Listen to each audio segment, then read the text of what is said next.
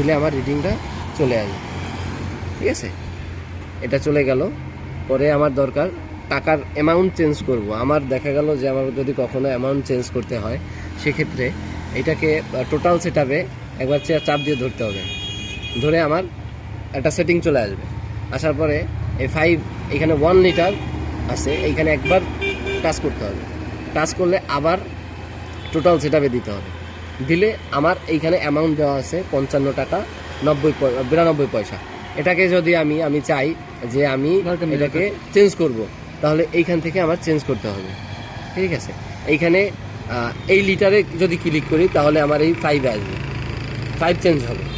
যদি আমি এইখানে 50 লিটারে ক্লিক করি তাহলে আমার এইখানে এই 5 চেঞ্জ, সেকেন্ড 5 চেঞ্জ হবে। যদি আমি এইখানে 10 লিটার এখানে ক্লিক করি তাহলে এই আমার থার্ড যে ডিজিট এটা চেঞ্জ হবে। আর যদি আমি একবারে লাস্টের এই যে 1 লিটার এটা ক্লিক করি তাহলে আমার এটা চেঞ্জ হবে। খুব সতর্কতার সাথে আমরা এটা চেঞ্জ করব। চেঞ্জ করার শেষে আমরা টোটাল সেটআপে দিলে আমাদের হয়ে যাবে। রিডিং দেখাটা বলুন। রিডিং না, আজ আপনার পিডিবাস সেল মানে পরপর 8টা সেল দেখবে। পরপর 8টা সেল যদি আমাদের কেউ দেখতে চায়, সেক্ষেত্রে আমাদের এই যে ইরেজ লিস্ট আছে, এইখানে দিলে এই যে প্রথমে আমি এই একবারে শেষে আমি 200 টাকার ক্যাশ দিছি। তার আগে 500 টাকার ক্যাশ দিছি, তার আগে 1800 টাকার ক্যাশ দিছি, তার আগে আপনার 500 টাকার ক্যাশ দিছি। এরকমভাবে 8 বার দেখা যাবে।